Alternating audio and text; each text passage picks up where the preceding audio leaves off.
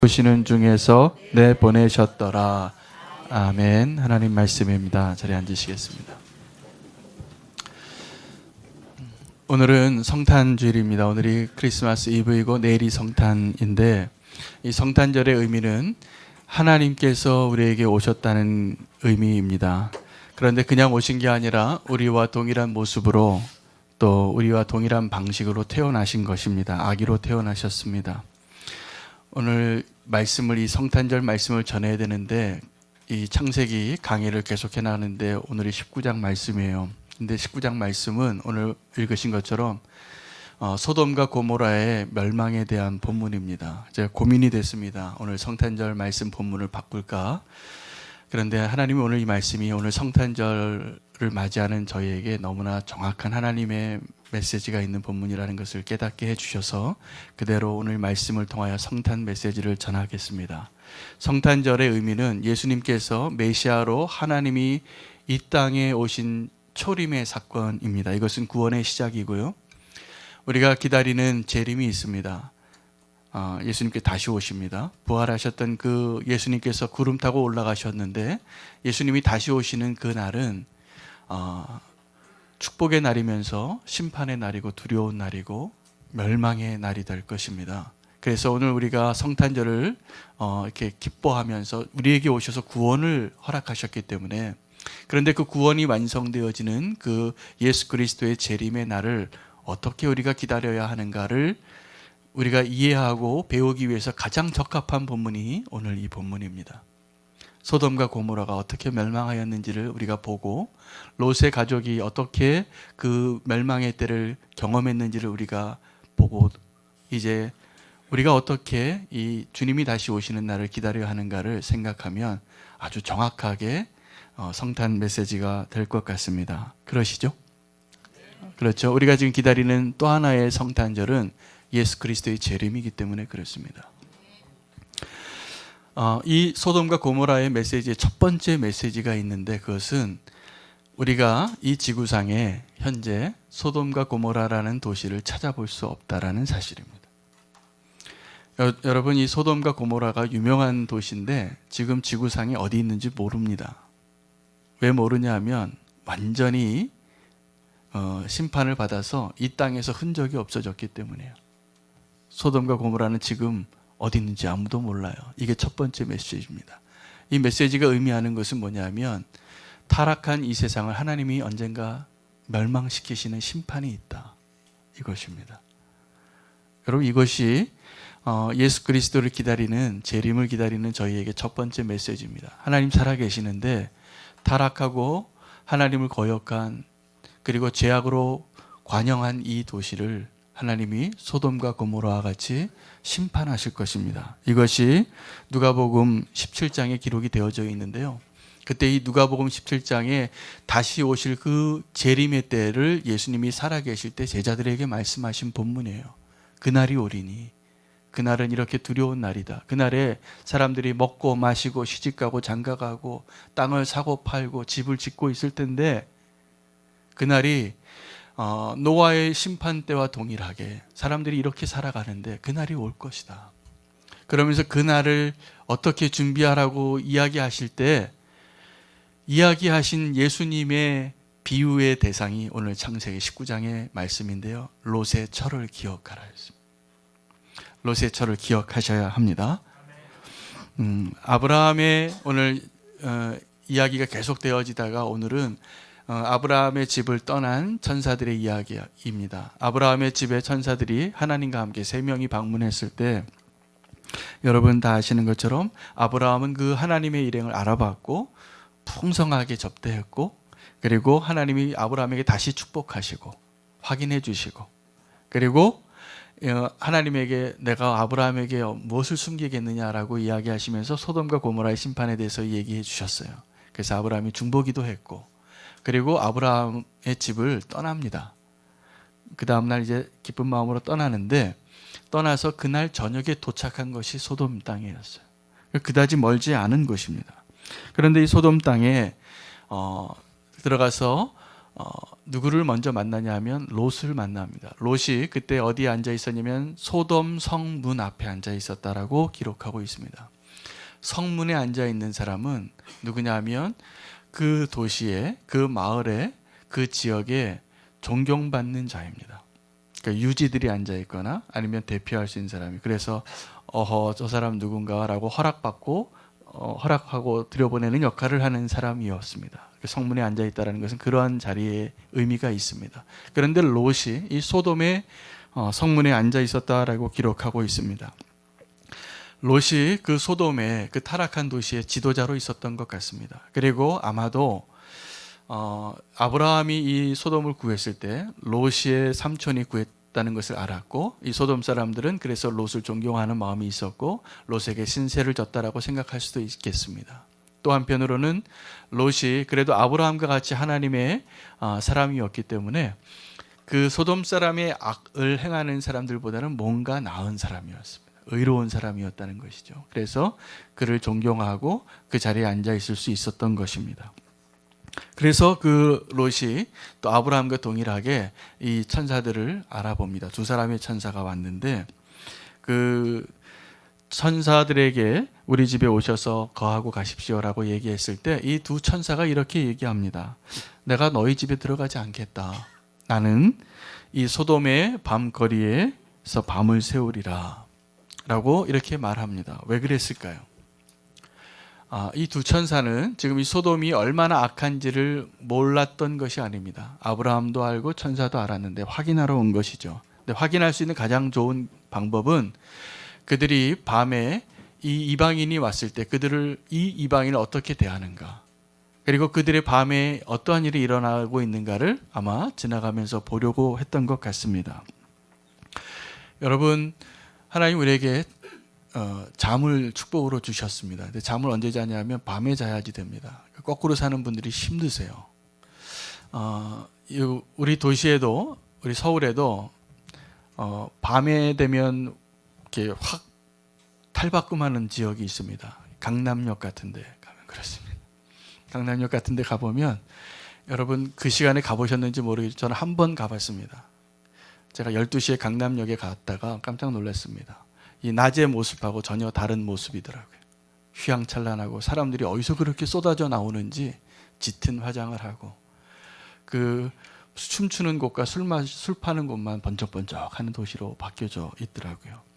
제가 그냥 술 안 취하고 맨정신으로 그 거리를 지나가 보니까 저는 거기 정말 이방인이에요.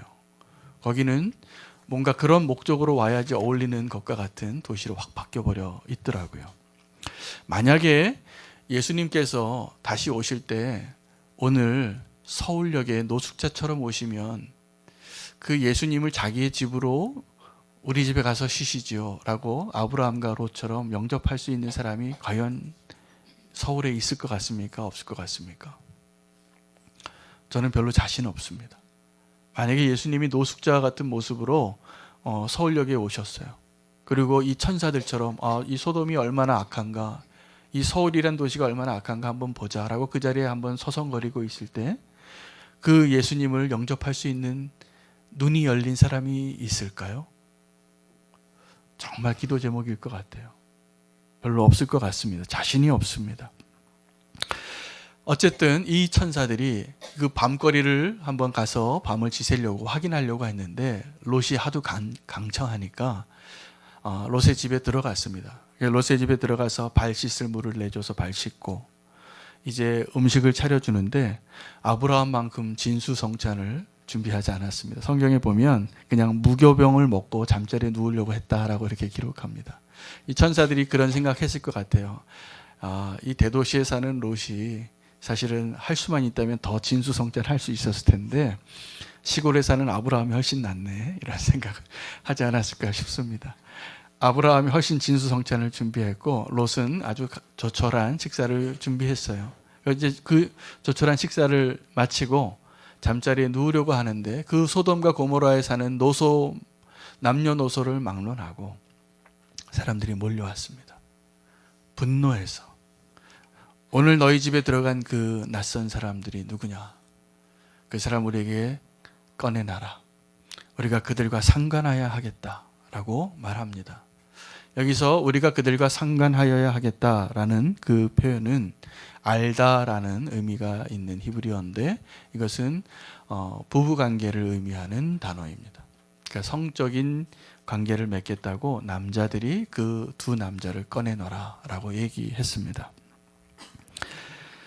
그대로 천사들은 이 소돔과 고모라가 얼마나 악한 도시인지 알 수 있게 된 것이죠. 이 소돔 사람들의 별명으로 생긴 동사가 하나 있습니다. 소도마나이트라고 하는 겁니다. 이 소도마이트라는 단어는 남색하다라는 단어예요. 동사로. 그러니까 소돔 사람처럼 살다라는 게 뭐냐면 동성애를 하다라는 단어가 이 소돔 사람의 이름을 따서 동사가 하나 생겼어요. 자, 그런데 이 동성애를 요구하는 이 악한 도시의 남자들에게 롯이 뭐라고 대답을 했냐 하면 이렇게 대답을 합니다. 이 사람들에게 이런 악을 행하지 말라. 그런데 거기까진 좋았는데 뭐라고 얘기하냐면 나에게 두 딸이 있는데 남자를 아직 알지 못하는 두 딸이 있으니 내 두 딸을 데려가라 차라리. 내 두 딸을 데려가서 너희 마음대로 해라 라고 대답을 해요. 우리가 이 대답을 잘 생각해 봐야 합니다. 왜냐하면 잘못된 대답이기 때문에 그렇습니다. 이 롯이 소돔에 살면서 소돔의 악한 그 타락하고 음란한 세대에 살면서 그의 양심이 고통받고 있는데 자기도 모르게 이 긴박한 상황에 소돔 사람 같은 대답을 한 거예요. 그 천사를 지키기 위해서 자기 딸을 내놓을 수 있다는 것은 그 위기를 모면할 수 있는 대답이었을지는 모르겠지만 하나님이 원하시지 않는 대답이고 그때 당시에는 또 이렇게 문화적으로도 이해할 수 있다라고 말하는 사람들이 있어요. 아버지의 권한이 어느 정도였냐면 아내나 자녀들을 소유물과 같이 자기가 절대적인 권한을 갖고 있었기 때문에 그렇게 내줄 수 있을 정도의 권한이 있었다라고 이야기합니다. 그럼에도 불구하고 이것은 굉장히 비성경적인 대안이었고 그 위기를 모면하기 위하여 아버지로서 또 믿음의 사람으로서 제한할 수 없는 잘못된 대답을 한 것이죠. 그래서 그 사람들이 그 말을 듣고 또 이 롯의 말을 그대로 수용한 것이 아닙니다. 화가 났어요. 네가 이방인이 되어서 우리에게 와서 법관과 같은 역할을 하느냐라고 화를 내면서 이제 내가 너를 더 헤아리라. 그리고 막 달려들어서 이 롯을 데려가려고 할 때 천사가 그 롯을 문 안으로 끌어들이고 문을 닫고 그 사람들의 눈을 어둡게 합니다. 그래서 이 사람들이 갑자기 장님이 돼서 문을 찾지 못해서 더듬거리며 문을 찾았다라고 기록합니다. 여러분, 모세가 40세가 됐을 때 왕자로서의 권리를 포기하고 이 히브리인들의 지도자가 되려고 결단을 합니다. 그리고 나섰을 때 자기 히브리 민족을 괴롭히는 애굽 사람 한 명을 죽이죠. 죽이고 또 그 다음날 이 히브리 사람들이 서로 싸우는 것을 말리니까 그들이 그렇게 얘기해요. 네가 어제는 애굽 군사를 죽이더니 오늘은 우리를 또 죽이려고 하냐? 우리의 법관이 되려고 하느냐? 이렇게 대답을 합니다. 여러분, 이 롯의 경우에도 그렇고 이 모세의 경우에도 그렇고 악한 사람들 앞에 바른 말을 하는 것이 굉장히 위험한 일입니다. 그 악한 사람들이 이 바른 말을 듣고 회개하면 다행인데 악한 사람들은요 대부분 옳은 말을 들으면 더 악해집니다. 더 악해집니다. 그래서 이 롯이 위험에 처하게 된 것이죠. 그런데 그 위기를 완전히 모면한 것이 아니라 그리고 이 말의 영향력이 나중에 그 딸들에게 나오게 됩니다. 이 딸들이 나중에 이 아버지와 비슷한 생각을 하게 돼요. 아버지는 나중에 이 재앙을 피해서 산 굴 속에 숨게 되죠. 아버지와 딸들, 엄마는 돌기둥이 됐고 그때 딸들이 했던 말이 이겁니다. 31절 32절에 큰딸이 작은딸에게 이렇게 말합니다. 우리 아버지는 늙으셨고 세상의 도리를 따라 우리의 배필될 사람이 이 땅에는 없으니 우리가 우리 아버지에게 술을 마시게 하고 동침하여 우리 아버지로 말미암아 후손을 이어가자. 결론은 이 세상의 소돔 남자하고 결혼하지 않고 하나님의 백성의 혈통을 이어가자라는 목적을 이루기 위해서 말도 안 되는 방법을 생각해낸 거죠. 자, 이 소돔에서 동성애를 요구했던 그들의 죄악이나 한 집안에서 아버지 술 취하게 해서 근친상간해서 자식을 얻겠다고 하는 이 딸들의 생각이나 누가 더 악한 것 같습니까? 우리가 하나님의 방법을 떠나서 부모가 올바로 말하고 살지 않으면 가장 큰 피해를 누가 입게 되냐면 자녀가 입게 되는 것 같아요. 그래서 우리가 어떤 말을 하거나 어떤 생각을 하거나 어떤 모습을, 어떤 뒷모습을 보여줘야 하는가를 두려운 마음으로 오늘 받아야 합니다. 롯이 이 타락한 세상에서 잠깐 그 위기를 모면하려고 잘못 대답한 그 대답의 열매가 엄청나게 맺어지고 있는 것을 보고 있기 때문에 그렇습니다. 자, 그래서 오늘 이 롯의 대답에 있어서나 아니면 또 이 롯의 딸들이 대답한 그 행동한 모습을 봤을 때 여러분, 소돔이 방금 멸망했는데 소돔이 사라지지 않은 거예요. 소돔이 이 롯의 마음에, 롯의 가족 안에 다시 부활하고 있어요. 불사조같이. 그래서 이 소돔과 고모라의 이야기가 지금은 존재하지 않는 것이 첫 번째 메시지였다면, 두 번째 소돔과 고모라의 메시지는 이 소돔이 사라지지 않는다는 것입니다. 소돔이 우리의 마음 안에 다시 살아날 수 있다는 것입니다. 이것이 두려운 것입니다. 우리 안에 소돔이 있는 것이죠. 세상을 향한 잘못된 가치관이나 하나님을 향한 잘못된 왜곡된 믿음이 소돔을 다시 우리 안에서 키울 수 있습니다. 오늘 이 말씀, 이 본문을 잘 묵상해 보면 노아의 홍수 때의 심판이 전 우주적으로, 전 세계적으로 있었고, 이 소돔과 고모라는 한 도시적으로 규모로 있었지만 이 두 가지 공통점이 있습니다. 이 두 가지 심판의 공통점, 노아의 심판과 이 소돔과 고모라의 심판의 공통점을 적어도 세 가지가 있습니다. 첫 번째 공통점은 뭐냐면, 하나님이 심판하시고 나서 살아남은 하나님의 사람들, 그 생존자들이 너무나 빨리 다시 타락한다는 사실입니다. 노아가 온 세상이 심판당하고 다 물에 잠겼는데 이제 그 가족 8명만 남았는데 술에 취해서 발가벗어요. 새로운 아담과 같이 새로운 인류를 살아나가야 할 그 노아가 금세 술 취하는 죄를 범하는 겁니다. 첫 번째 곡식으로. 이 소돔과 고모라가 멸망한 것을 보았던 이 롯이 그 동굴 속에서 지금 금세 몇 달이 안 됐을 것 같아요. 그런데 그 사이에 또 이렇게 소돔과 같은 사람이 돼가고 있는 모습을 우리는 보고 있다는 것입니다. 첫 번째 공통점은 심판 후에 남아있는 생존자가 너무나 빨리 타락하더라. 두 번째 공통점이 뭐냐면 다 술이에요. 자, 술이 성령 충만함의 대칭에 있습니다. 겉으로는 아주 비슷한데 그 내용에 있어서 너무나 반대적인 거죠. 하나님은 우리에게 성령 충만함을 받으라고 얘기하면서 술 취하지 말라, 그리고 성령의 충만함을 받으라라고 말씀하셨어요. 자, 여러분, 이 술 취한 것이 어떤 것이냐 하면 육신의 소욕대로 살기를 원하는 겁니다.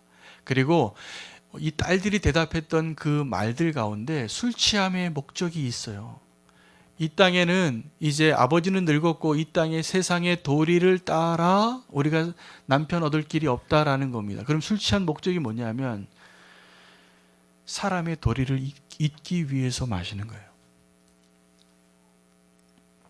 하나님의 방식으로, 하나님의 뜻대로 살기를 포기하기 위해서 술 마신다는 것입니다. 그래서 문제예요. 술 음식으로 우리가 성찬식에도 마시니까 사실은 술 자체를 마시는 것이 문제라기보다는 술 마시고자 하는 우리의 동기와 의도 가운데 이 세상의 도리를 벗어버리고자 하는, 하나님의 도리를 벗어버리고자 하는 그 의도로 마시는 것이 죄악으로 이끌고 있다는 거죠.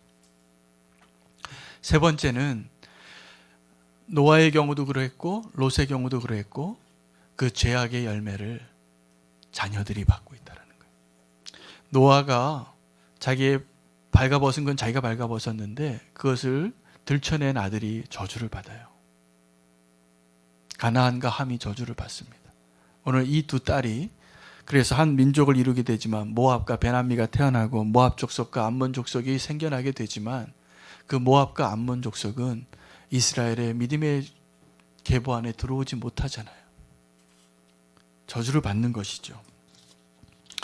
그러므로 이제 우리가 우리 안에 남아있는 이 소돔을 잘 제거해야 합니다. 근데 그 우리 안에 있는 소돔을 제거하는 일의 가운데에서 이 롯의 가족이 우리에게 시사해 주는 바로 우리에게 유익을 주고 있어요. 그래서 소금 기둥이 된 겁니다. 이 롯의 처가. 왜요? 이제 그 마지막 때를 맞이하게 될 믿음의 자손들에게 경고의 사인인 거예요. 이렇게 되지 말라. 자, 롯의 사위들이 이 롯의 말을 듣습니다. 롯이 천사의 말을 듣고 너희가 속한 자들은 이 성 밖으로 나가게 하라. 그랬을 때 이 사위 둘이 이 롯의 이야기를 듣고 농담으로 여겼다라고 기록합니다. 누가복음 17장이나 마태복음 24장에 동일하게 마지막 때에 예수님이 오신다는 그 사인을 알게 되는데, 그때 사람들이 그 이야기를 듣고도 그 심판의 날에 심판 준비하지 않을 거라고 기록하고 있어요. 그때도 먹고 마시고 시집가고 장가고 밭을 사고 집을 짓고 이 일에 분주하게 살다가 심판을 피하지 못할 것이라 라고 기록하고 있습니다. 여러분, 노아의 때도 사람들이 노아를 비웃었습니다. 이 롯의 사위들도 롯을 비웃었습니다. 농담으로 여긴 것입니다. 그 마지막 때의 그 상황이 어떠하다고 이야기하고 있냐면, 롯의 처를 기억해야 하는 이유가 그 심판의 때가 비웃었던 그 사람들이 다시 돌이켜서는 그 구원받을 수 없는 긴박함이 있다는 겁니다.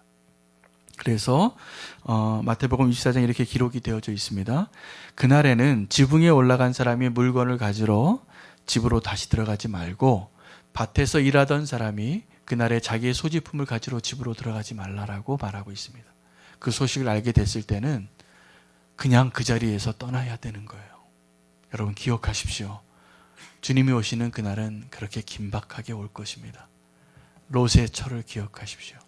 롯의 처는요, 이 천사들이 손을 들고 이끌고 끌고 가서 성 밖으로 꺼내놨어요.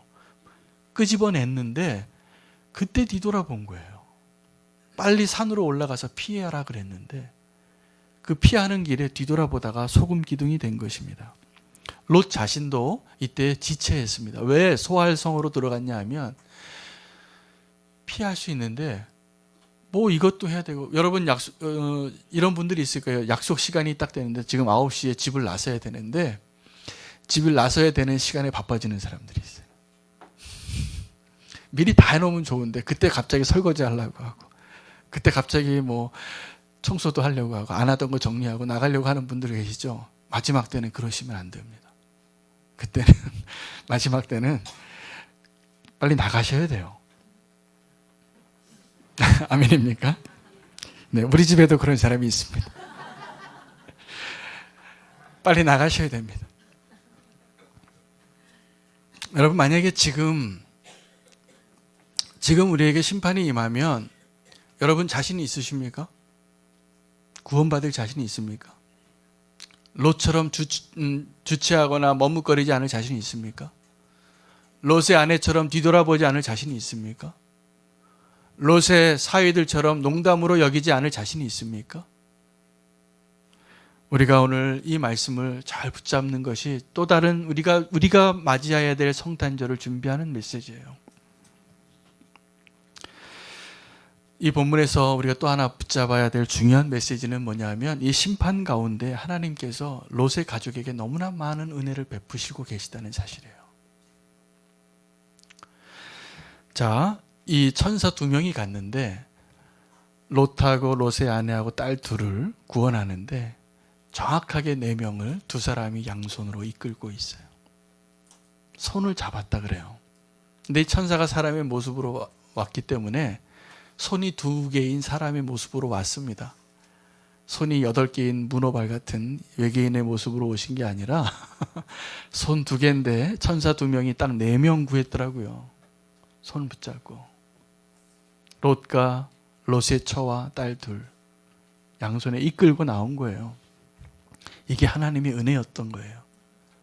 그리고 그들이 하도 지체하니까 롯이 사정을 해요. 자기가 지체해놓고, 내가 저기 힘들어서 무서워서 다리가 후들거려서 못 가겠으니 요 앞에 요 성으로 좀 가게 해달라. 왜냐하면 이제 하나님께서 이 소돔과 고모라를 하늘에서 유황불로 확 원자폭탄 같은 게 터져야 되거든요. 그런데 이 피의 반경을 떠나야 될 거 아니에요. 그렇죠? 그래서 하나님이 이 반경 몇 킬로 이내를 떠나라 라고 말씀하시니까 거기까지 못 가겠어요 라고 말하고 있는 거예요. 그런데 그때도 하나님이 은혜를 베푸셨더라 예요. 그래서 이 소알성까지 롯의 가족이 피할 때까지 불을 안 내리세요. 놀라운 은혜죠. 그래서 소알성에 들어가서 그 가는 길에 롯의 처는 소금 기둥이 되고, 소금 기둥이 된 아내를 보고, 소금 기둥이 된 어머니를 보고 롯과 롯의 딸들은 이제 정신이 번쩍 들었을 겁니다. 큰일 났구나. 뒤돌아보면 안 되는구나. 그리고 막 달려간 거죠. 어디까지요? 소알까지 간 겁니다. 작은 성까지. 그때 이 밤새 갔어요. 그 조그만 짧은 거리를. 밤새 가서 이 소알 성에 들어가니까 들어가고 나서야 이제 심판의 시작이 된 겁니다. 하나님의 은혜의 흔적이 너무나 많아요. 왜 그랬냐면 아브라함의 기도 때문이에요. 그래서 오늘 19장 후반부에는 아브라함이 그 마므레 땅에서 소알 지역에 뭉게구름이 버섯구름같이 그 구름이 있는 것을 보게 돼요. 그리고 하나님이 심판하셨구나. 결국은 심판하셨구나 라고 고백하게 됩니다. 그때도 하나님께서 이 아브라함을 생각하고 롯을 구해줬다라고 말하고 있습니다. 여러분, 오늘 이 소돔과 고모라의 심판의 본문 가운데서 롯의 가족의 이야기를 어떻게 받아들이셨습니까? 저는 너무나 우리랑 비슷한 이야기예요. 우리가 롯의 모습이에요. 이 심판을 받아야 할 그 도시에 살고 있는 그 하나님의 사람들의 모습인 것이죠. 롯은 참 축복을 받았음에도 불구하고 불행으로 끝납니다. 오늘 이 본문 이후로 롯 이야기가 나오지 않아요. 이 롯은 사실은 아브라함과 동일하게 하나님께서 축복의 근원이 될 만한 동일한 조건으로 시작했던 사람이에요. 내 본토 친척 아비의 집을 떠나 내가 지시할 땅으로 갈 때도 같이 떠났어요. 같이 하나님의 약속을 받았어요. 그런데 이 롯이 어느 한 시점에서 아브라함과 나눠진 시점이 불행의 시작이었어요. 아브라함을 떠난 거죠. 그러면서 하나님의 백성으로의 정체성이 희미해지고 자기 눈에 좋았던 그 애굽 땅과도 같고 여호와의 동산과 같은 그 땅, 그 소돔의 땅, 지금은 멸망당한 그 땅으로 향했기 때문이에요. 여러분, 우리가 우리의 인생을 이제 롯으로 살 것인가 아브라함으로 살 것인가 정하셔야 돼요. 아브라함은 하나님께서 믿음을 자꾸 키워주시고 가르쳐주시고 앞으로 창세기 끝날 때까지 그 얘기가 기록이 됩니다. 아브라함은 믿음으로 의롭다 함을, 그래서 믿음으로 구원받은 믿음의 조상의 상징이 됐고, 롯은 구원을 받았는데 부끄러운 구원받은 사람의 상징이에요. 어떻게 보면 믿음으로 구원받은 게 아니라 아브라함의 믿음으로 구원받은 사람이더라고요. 너무나 부끄럽게. 그런데도 이 롯을 성경은 뭐라고 얘기하고 있냐면 의인이라고 말하고 있어요. 베드로후서 2장 6절에 이렇게 기록되어 있습니다. 소돔과 고모라 성을 멸하기로 정하여 제가 되게 하사 후세에 경건하지 아니한 자들에게 본을 삼으셨습니다. 무법한 자들의 음란한 행실로 말미암아 고통당하는 의로운 롯을 건지셨으니, 8절에는 이는 이 의인이 그들 중에 거하여 날마다 저 불법한 행실을 보고 들음으로 의로운 심령이 상함이라 라고 기록하고 있습니다. 놀랍게도 우리가 보기에는 너무나 부끄러운 구원을 받은 이 롯을 하나님은 의인이라고 칭하고 있다는 겁니다. 그런데 여러분, 롯과 같이 부끄러운 의인이 되길 원하십니까? 아니면 아브라함과 같이 믿음으로 구원받는 믿음의 의인이 되길 원하십니까? 저는 오늘 이 본문을 통해서 우리가 롯과 같은 의인이 아니라 아브라함과 같은 의인이 되시기를 축복하길 원합니다. 우리는 롯과 그 가족들에게 감사해야 돼요. 왜냐하면 우리는 어떻게 보면 롯보다 더 의롭지 않기 때문이에요. 우리는 소돔과 고모라 사람들에게 감사해야 돼요. 왜냐하면 우리가 살고 있는 이 도시가 소돔보다 더 악하기 때문이에요. 19장에, 오늘 창세기 19장을 통해서 우리는 롯의 가족이 우리에게 주는 메시지를 잘 받을 수 있으면 좋겠습니다. 그 가운데 하나님의 은혜가 있는 것을 기억하시면 좋겠습니다. 이 가운데 아브라함의 기도가 있었던 것을 기억하시면 좋겠습니다. 그것이 우리가 앞으로 맞이하게 될 또 하나의 성탄절을 맞이하는 준비입니다. 이 롯의 가족이, 롯과 두 딸이 산 위에 올라가야 되는데 언제 올라갔냐면 소활 땅에 있다가 그것도 두려워서 나중에 산으로 올라갑니다. 그래서 산 위 꼭대기 근처에 있는 한 동굴에 들어가요. 그 동굴에 피난한 거죠. 그러면서 그 딸들이 이렇게 잘못된 죄를 범하는 것을 기록으로 끝으로 롯의 이야기는 구약에서 나오지 않습니다.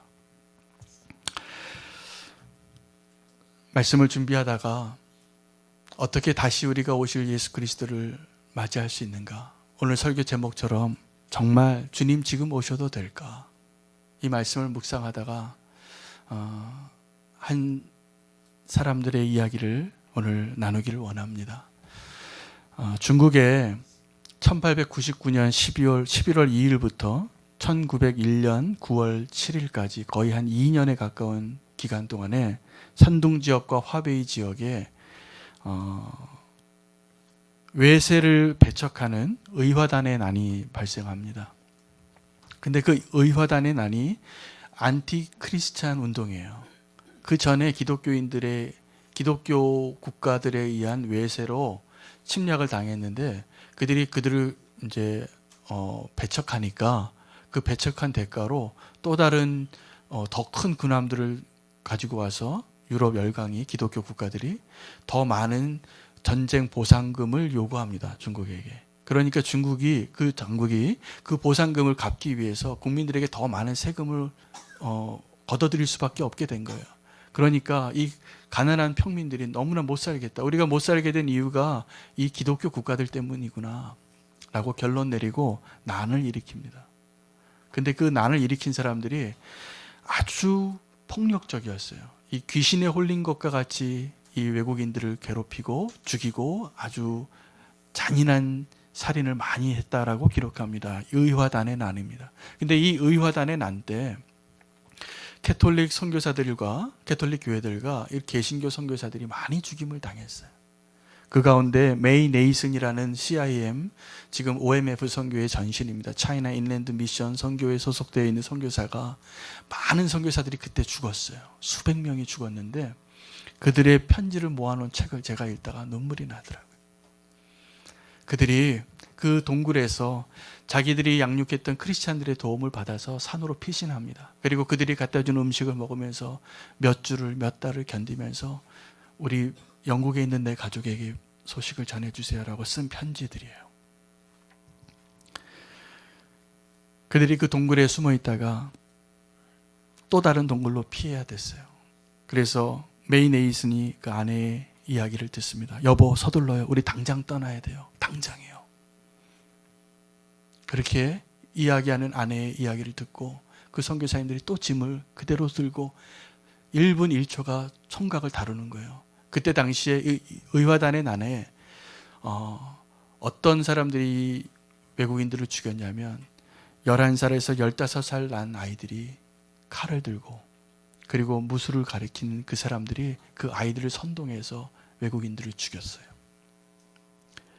아이들이 분간을 잘 못하니까 이렇게 가르치고 악한 가르침에 충동되어서 외국인들을 죽이는데 너무나 잔인하게 끝까지 죽이는 거예요.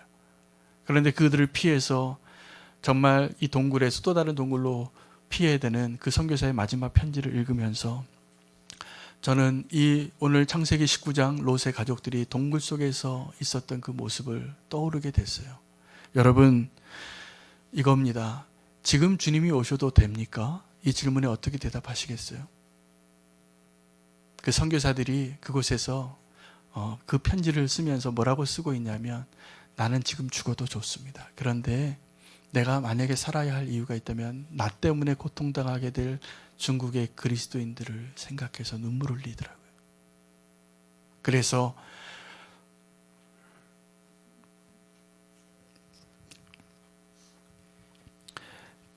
자기 동료 선교사들이 죽었다는 소식을 전해 듣고 내가 더 이상 피할 곳이 없다는 마지막 순간을 사는데 제가 오늘 이 설교의 마지막 결론을 찾았어요.